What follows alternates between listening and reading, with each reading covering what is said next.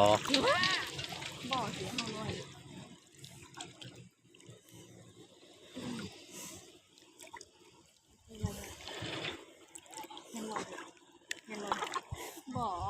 บ่สิเฮ็ด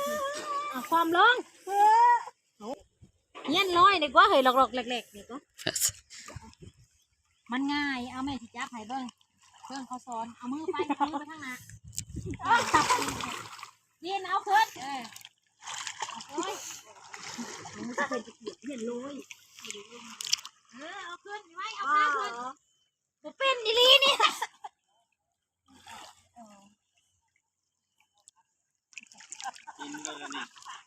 ยินบ่น้องฟ้าลอยหนักบ่เป็นน้อง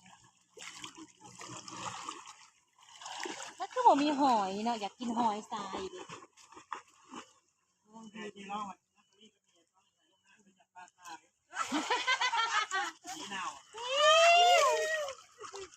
พาดให้ห้องมึง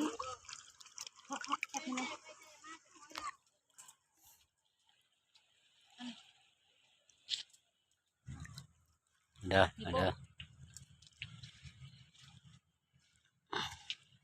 ไปเห็นจะมาบ่อยอยู่เห็นอยู่ยังมาอีกก็เป็นสติกแม่บ่สติกเลยลูกมาให้แม่เลยเอามาให้แม่ท่านี้สติเข้าอ่ะเดี๋ยวกันอยู่ให้มาให้นี่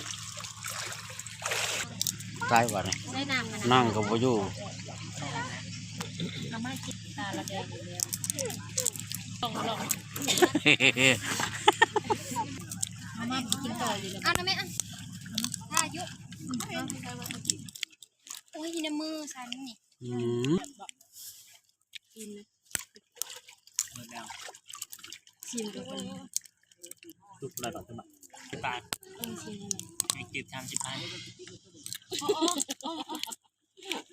มาโอ้ยมันกระโบเห็น